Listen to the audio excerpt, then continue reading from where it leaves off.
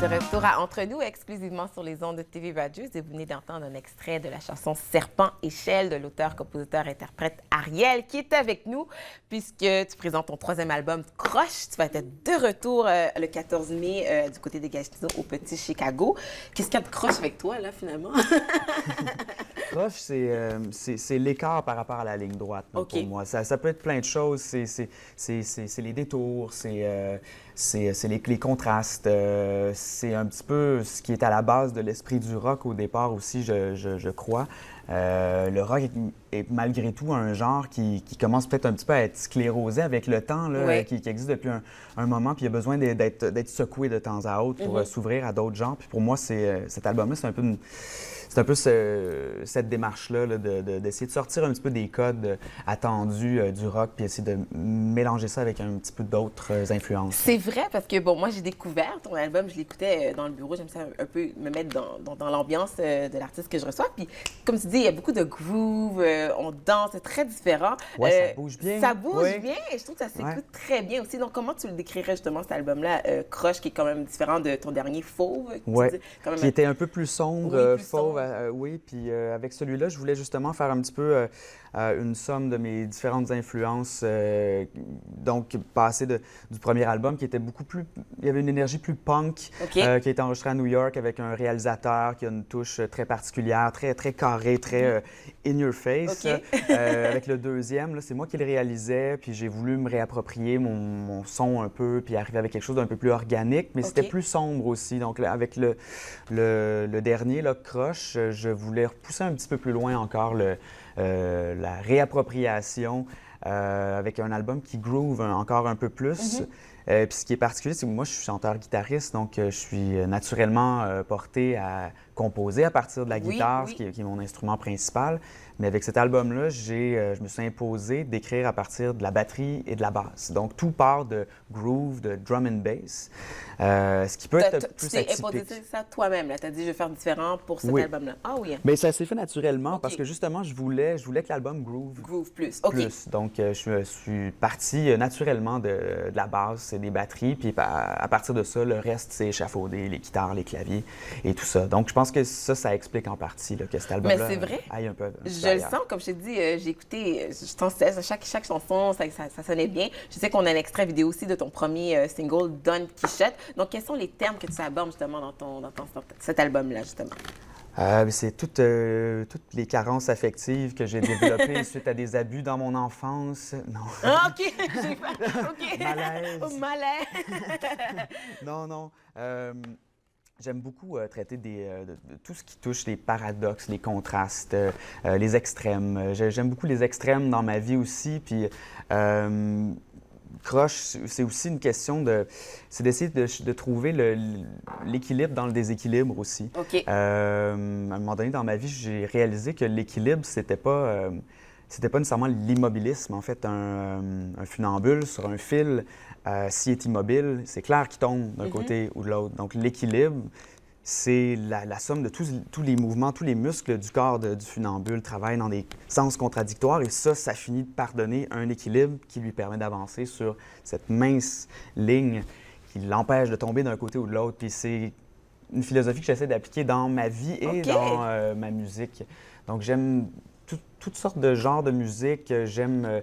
je pense que je suis assez paradoxal et mes influences aussi. Et ce que j'aime faire comme musique aussi, mais d'arriver à concilier ça pour en faire quelque chose de cohérent. C'est un peu l'œuvre de ma vie. L'œuvre de ta vie. Mais donc, c'est ça que j'ai essayé de faire un petit peu. On va écouter justement ton premier single qui est présentement sur YouTube, Don Quichotte. Il y a une vidéo pour ça. On va écouter ça.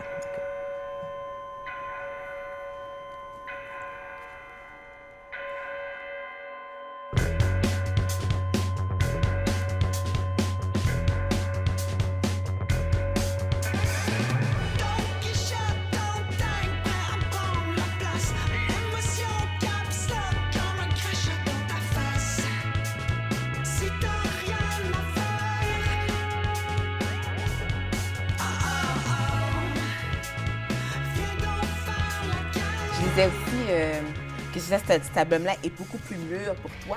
Dans quel sens aussi? C'est l'album où je cesse de me cacher un peu derrière le collectif parce que ça a été présenté comme un groupe. C'est sûr on reste un band live en spectacle. C'est vraiment un band. Donc moi, j'ai jamais voulu que ça soit présenté comme une carrière solo, ce que je fais. Surtout dans le rock, je trouve que c'est important que des musiciens évoluent ensemble, qu'ils soient ensemble dans les moments plus difficiles, qu'ils soient ensemble au local de pratique, qu'ils suent ensemble, qu'ils saignent ensemble, qui fêtent ensemble et qui vivent les bons moments ensemble aussi. Puis ça se sent sur la scène. Ouais. Puis dans un type de musique qui est expressif comme le rock, ou tous les arts des musiques de performance scénique, je dirais. C'est intéressant que ça se ressente, cette chimie-là. Et donc, j'ai toujours présenté ça de façon à ce qu'on voit que c'est un groupe, mais il reste que c'est mon univers, c'est moi qui compose tous les instruments, les paroles, tout ça. Puis j'ai décidé pour cet album-là d'arrêter de me cacher derrière l'idée du collectif, de me mettre plus à l'avant-plan, de me commettre un peu plus dans les textes. Donc, on connaît aussi. plus Ariel, on est à la rencontre de plus ce qui est toi, finalement. Oui. Il faut quand même décortiquer, il faut chose. gratter parce que les textes sont quand même abstraits. Abstrait, oui, c'est ça. Ouais. Mais donc, tu étais prêt justement à montrer ce visage-là de toi, finalement, parce que j'imagine que ça doit être quelque chose quand même de gênant, dans un sens de se dévoiler, comme tu dis, un peu de... faut fouiller un peu plus dans les textes, mais se mettre un peu à nu comme ça devant les gens. Oui. C'est une démarche personnelle. Ouais. J'étais rendu là. Ouais. T'étais rendu là, dans ta vie. Mais c'est peut-être de la gêne. C'est peut-être en même temps, c'est simplement mes influences, le monde du rock, le monde du band, c'est tellement important. C'est un sentiment de communauté. Puis je voulais vivre ça, mais mes grandes influences, c'est des grands groupes de rock.